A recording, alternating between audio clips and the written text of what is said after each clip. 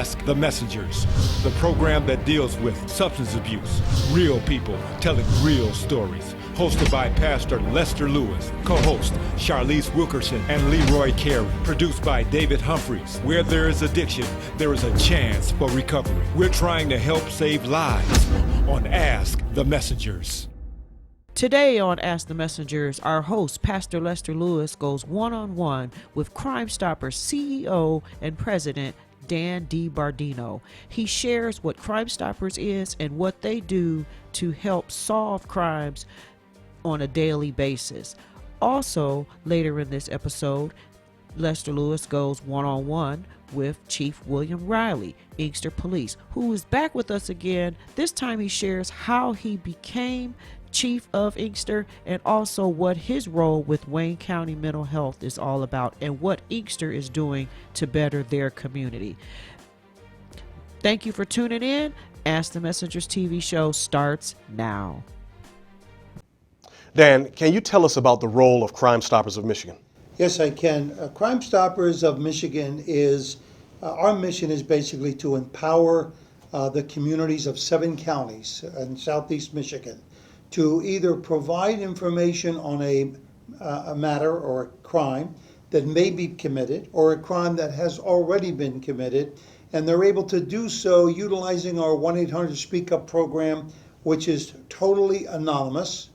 And it also has reward possibilities if the information that they provide, which we pass on to the law enforcement agency responsible for the investigation of that crime, if that tip helps to solve a case, they have a possibility of a reward. Okay, so now we have studies that show that 40% of those who are incarcerated for violent crimes at some degree was connected to drugs in some way, whether it be by selling, buying, or by being intoxicated themselves. Do you agree that there's a large number of people who, because of drug use or alcohol use, that crime is part of that process? I certainly do. I think a lot of it has to do with the way in which some of our cases that we see and that we're asked to help with from the law enforcement community or families, it has a lot to do with dispute resolution. And of course, dispute resolution when it comes to when you're drinking or when you're on drugs or when you're trying to buy drugs ends up in a violent situation. We don't know. We have a lot of cases here that we're working on with the appropriate law enforcement agencies. We don't know who created or who caused or who are responsible for these particular crimes, but we suspect that that number you provided us is about right. So it's all over the 7 counties. Crime is crime. It may look different, but it affects people the same way. It affects families, it hurts families, and it causes tremendous economic hardship to the communities in which these crimes are committed. Now, you also have a program because it's very important. How important is it for a community to be involved in what you're doing? This is not just something that you guys are over, but it's something, it is a joint effort between you and the community. How does that work? We are in between. We're an independent agency, as you know, a nonprofit agency, as you know, and we are between the citizens of the number of all of these counties, 4.5, I think it is, million people who live in southeast Michigan, and 200 and some law enforcement agencies from federal, county, state, and local agencies and so forth. So it's important that we continue to work for the citizens, supporting the law enforcement agencies, with the end result being Crime Stoppers of Michigan, although we talk about the number of tips that we get, and we're happy that people get involved, 33,000 people in the last 6 years.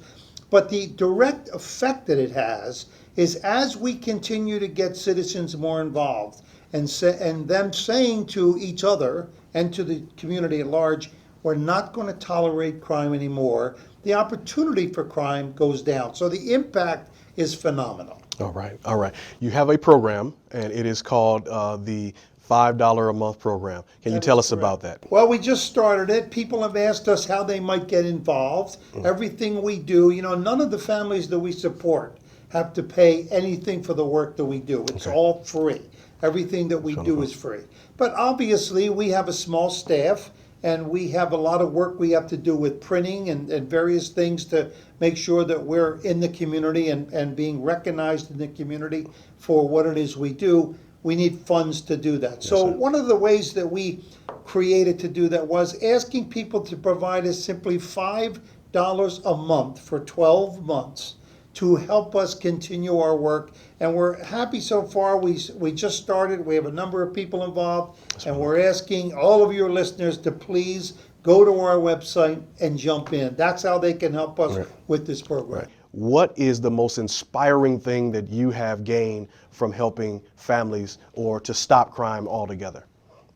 I think the most inspiring thing for me as we meet all of the families, every one of these cases that we still have hundreds of cases that some have been solved, some haven't been solved, is the hope of the family members, the brothers, the sisters, the grandparents, the mothers and fathers.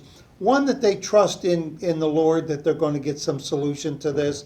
And second of all, that they're not angry about what's happened. They work tirelessly with the law enforcement community to try to find out who committed this crime, not only just to bring some closure to what they have, but to prevent the continuation of crime by the same individuals. We welcome anybody who wants to get involved. The only way that we're going to continue to develop and increase the wonderful opportunities that we have in Southeast Michigan is to get all of us involved to simply say, deviant behavior no longer tolerated in Southeast Michigan. Yeah, all right.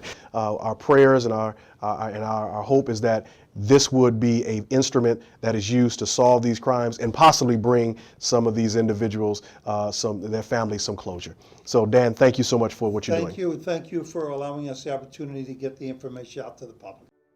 Crime Stoppers needs your help. This is Dan DiBardino of Crime Stoppers of Michigan, inviting you to join us as we continue our efforts in crime prevention and assisting crime victims, their families, and over 200 law enforcement agencies. Please visit our website, 1-800-SPEAKUP.org, and join our new $5 a month Speak Up Club. For a small amount each month, we can continue to make Southeast Michigan a safe and healthy region. From all of those who seek our help, thank you for your support.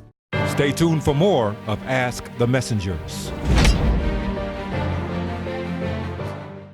I'm Artesia Washington, and I'd like to welcome you to Irvine Head Injury, where restoring you to your previous level of functioning is our goal. We offer services such as physical therapy, occupational therapy, speech and language pathology, aquatic therapy, massage therapy, and counseling. An automobile accident is an unfortunate event. If you feel that you or a loved one can benefit from our services, you can be reached at 248-415-2500. We look forward to hearing from you.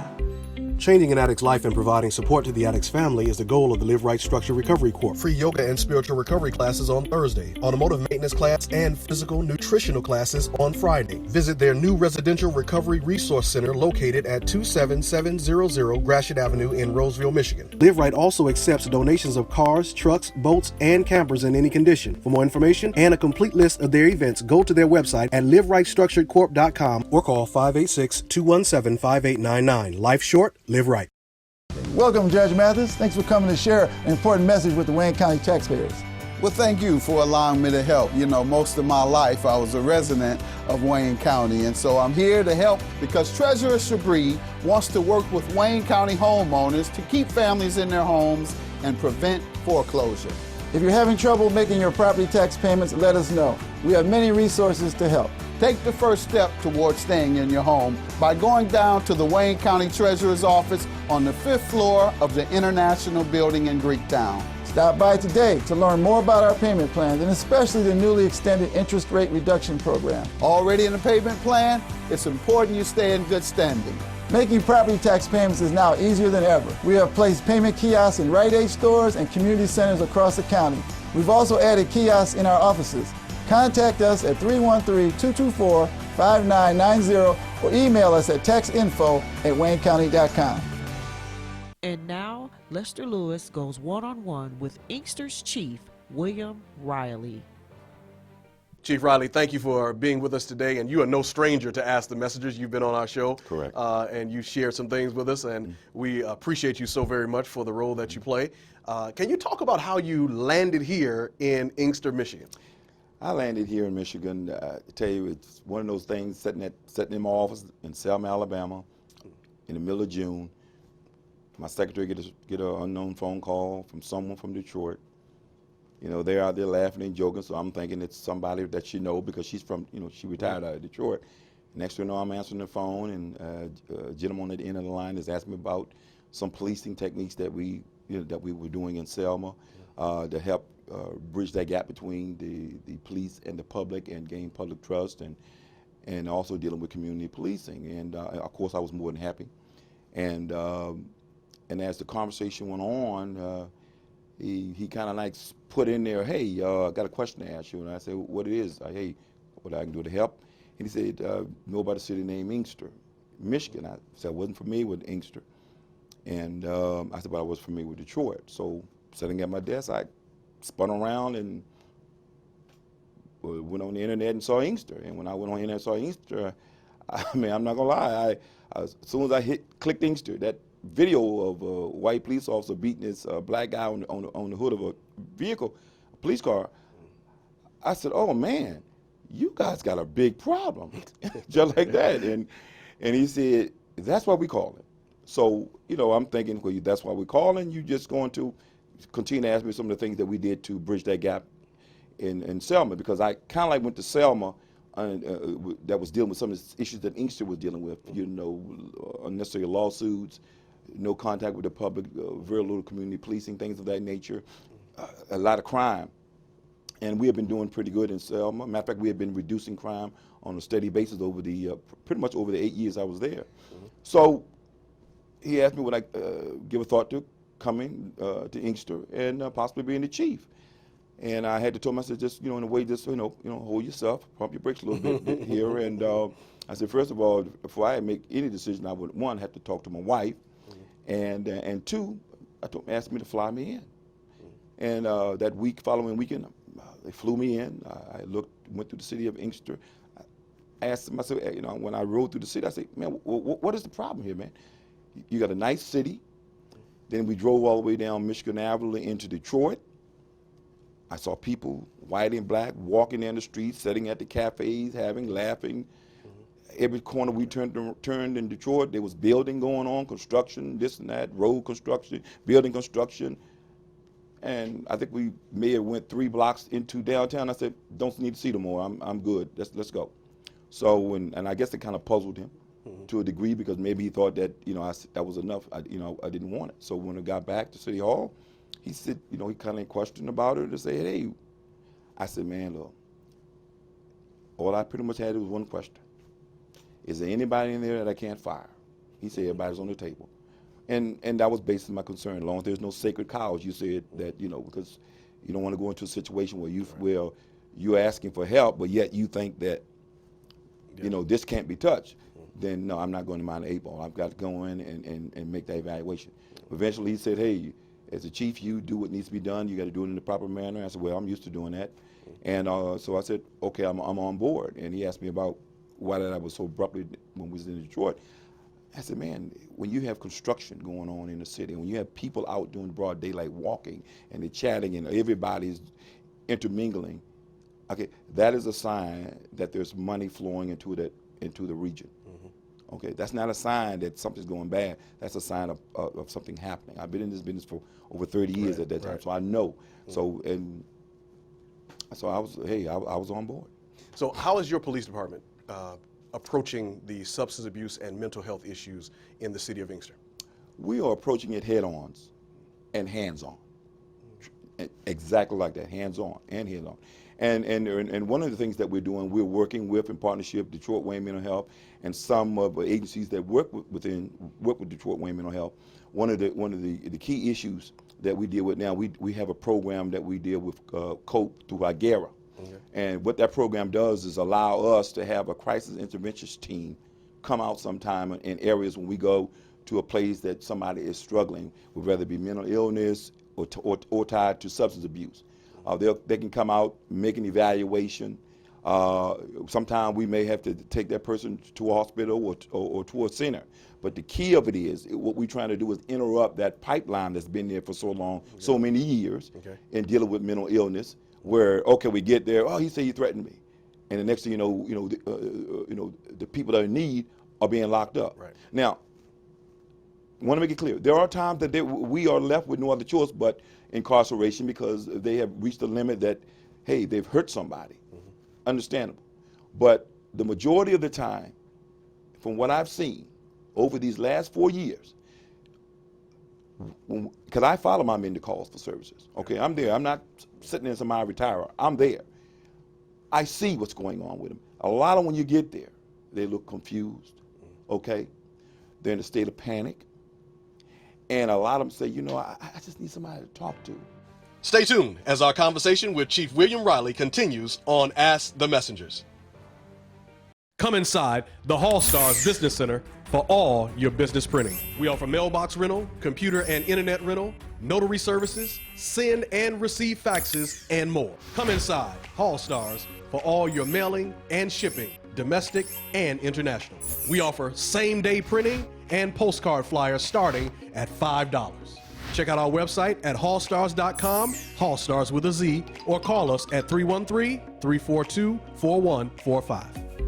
Changing an addict's life and providing support to the addict's family is the goal of the Live Right Structured Recovery Corps. Free yoga and spiritual recovery classes on Thursday, automotive maintenance class, and physical nutritional classes on Friday. Visit their new residential recovery resource center located at 27700 Gratiot Avenue in Roseville, Michigan. Live Right also accepts donations of cars, trucks, boats, and campers in any condition. For more information and a complete list of their events, go to their website at liverightstructuredcorp.com or call 586-217-5899. Life short, live right.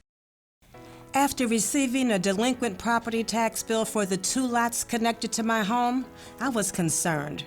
I didn't even know that I had a past due bill. I went down to the Wayne County Treasurer's office, and the staff worked with me to keep my property out of foreclosure. My property taxes became delinquent after I fell behind on my bills. Treasurer Sabri and his staff came to the town hall in my city and provided information about resources available to help me. At the meeting, I found out about payment plan options. Let us help you. Our goal is 0 owner-occupied properties getting foreclosed and going to the auction. Come down to our office at 400 Monroe in downtown Detroit on the 5th floor. Call 313-224-5990 during our normal business hours from 8 a.m. to 4:30 p.m. and until 6:30 p.m. on Wednesdays. Or email textinfo@waynecounty.com for assistance. Take the first step. Contact our office today. It worked for us. We're back with Ask the Messengers. I am Lester Lewis, your host, and again, I am talking with the Chief of Police of the City of Inkster, Chief William Riley III, and he has been sharing some wonderful things. Chief, you talked about how your office is actively involved in the community. Now, one of the issues that we're facing here in Michigan, and I'm sure across the country, is the whole vaping issue. Absolutely. With teenagers and also with children, and also with edibles. Correct. Now, how is your office, how are you addressing that issue in your city? One thing I can tell you, it's troubling for us because of what we're seeing. Fortunately, we've been very fortunate for us. We haven't had any deaths dealing with vaping. Our officers know now to make sure that when we're in a particular home or we're at a call for services to see what's going on and to delve directly what's going on. One thing our officers do, we have officers that periodically go through the few schools that we have in the city of Inkster. Yes, and they make contact, talk to the superintendent, talk to the principals. And that's what's so important for us, to get that message across that, hey, this is bad for you. But also to make ourselves available, to say, hey, look, if there's something come up, somebody need to talk, we're here. You can call us. And whatnot. I just spoke to one of the superintendent yesterday about an issue. It wasn't vaping, but an issue. And I reminded him always, let them know we're always here. We're always here, and that's key. We push that education, dealing with not using drugs. We push that information about, hey, yeah, just because it's legal on one end, it ain't legal for you. Right. It has a devastating cost. Yes. There is a devastating cost. Mm-hmm. So we constantly, that message has always constantly been pushed, not only when in the schools, but also every day that we reach out and we go to a call for service. It has to be. It's never ending. Now, you talk about the importance of being at the legislative level and helping with the decision. Now, you also sit on the board for, now it's called the Detroit Wayne Mental Health Authority, but it'll be changing soon. Right. Can you tell us how your role there helps you do your job here? Being on the board and connected with Detroit Wayne Mental Health and SUD, has been eye-opening. I knew there was a connection there because in police have been there so long, but it's been eye-opening the fact that what's out there that can help us. When I mean help us, help law enforcement push back. You know, I'm sure you know, you've seen the stories, unfortunately, sometimes that law enforcement is forced at times to take a life or seriously injure somebody that may have having a mental episode or mental and drug episode. Well, one thing about Detroit Wayne mental health, you know, what I've learned and I see it allows me to say, get on the ground level and say, hold on. These are some of the things that affect law enforcement. These are things that affect law enforcement that's tied to the community. So when I look at what's going on and you look at what's the funding and what's needed, you know, I can give a bird's eye view because I'm on the ground level to help educate them and say, hey, look, this is how this has an effect. We have a doctor on there as well, and she gives a broad view, a wonderful view of what this opiate epidemic is doing, how it affects not only the public but policing, and I try to push that down to my people and other law enforcement to understand that, hey, this is the route that we feel is best because, hey, none of us wants to be on CNN having to being forced to hurt someone if there were other means. We already know that probably 70 or 80% that people in the county jail got some type of mental issue, or maybe and with some type of substance abuse. Well, if we can interrupt it at the ground level, which is us, which is the local police departments, if we can interrupt that at the ground level, get them the help, then that means less people in the county jail, and that means less money of the public that's being spent to house them, because we want to make sure they get the treatment that they need. Because if you're locked up and you're not getting the treatment, you're gonna get it worse. And that's what, and people don't get this, you know, it is a disease, it's a problem. And what happens with any disease or medical issue, if you don't treat it, it eventually gets worse over time, and it'll eventually do something to you, usually cripple you or kill you. Mental illness is no different. If it's a disease, it will cripple or kill you if it is not properly treated. But unfortunately, you know, sometimes people lose sight of that, and sometimes our legislators lose sight of it. You know, so you know, it is something that being on the board has, you know, really gave me a whole new inner perspective, how important it is. All right. Now, we always ask everyone on the show to give a hope shot. So if there's a mother, a grandmother, a parent, someone out there whose child is struggling with substance abuse or mental health issues, what would you, as especially with your experience and your wide range of things that you've been exposed to, what would you say to them right now? I would say to anyone, a parent, the neighborhood, if you know someone that is struggling, I don't care what they're struggling with, reach out and get them help. Even if you have to call the police chief, call the fire chief, call the police department or the fire department, you'll pick up the phone and call. You know, of course you can call Detroit Wayne Mental Health, but if you just, sometimes we can get in that bubble that we don't see the big picture. But the police will usually call for everything. So I know some police don't like it, but you know, sometimes they need to call us so that we can point you in the right direction, so that we can get you the help that you need. Because you know, this is real.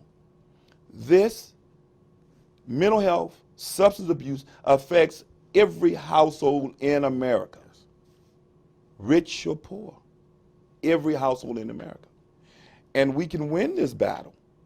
Okay, we can win this battle if we take the shame away from it, because that's what stops a lot of people. Oh God, I don't want to know my daughter. I don't want to know my son. I don't want my uncle. No, take the shame of it. They need help. They need treatment. Let's get them there, because we're here to help. We are here to help. And sometimes you're gonna have to push it on somebody to say, look, we got to get you some help. It's working here. We've seen some numbers decline in calls. We've seen people more willing now to go and get that help. And I'm gonna tell you, when I go to call for services, when I see someone sitting on the porch, and it's a lot of times, hey, you know, I just need somebody to talk to. You know what? I didn't take my medicine for a couple of days, and that didn't make me feel good. I need some help.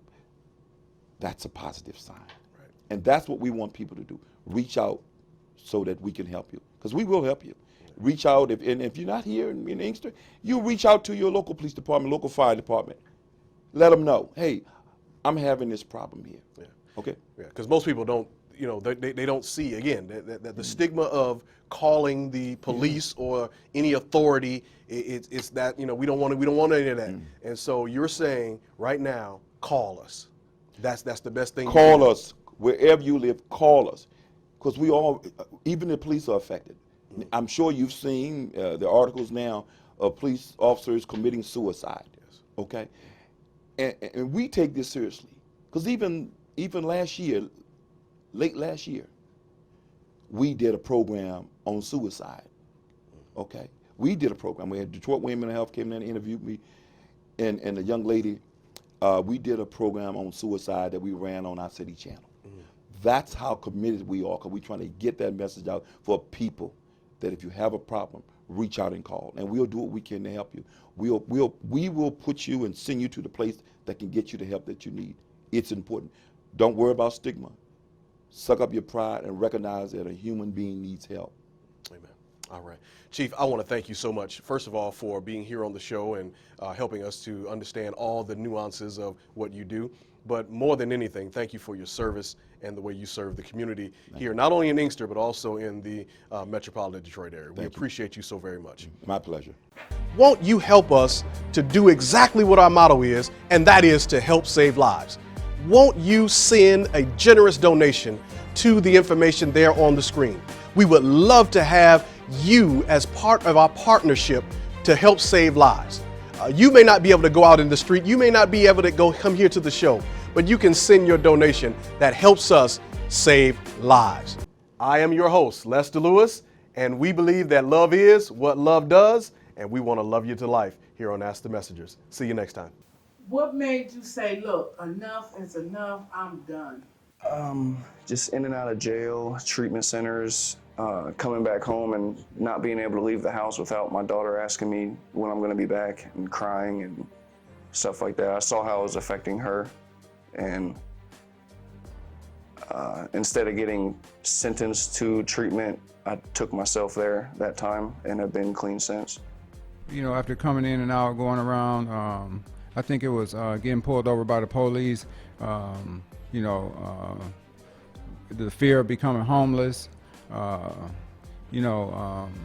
not being able to support myself, and going to jail for a long time. We're getting pulled over, having dope in the car, just being out of control, and just couldn't live like that no more. Couldn't stand myself no more. God, grant me the serenity to accept the things I cannot change, the courage to change the things that I can, and the wisdom to know the difference.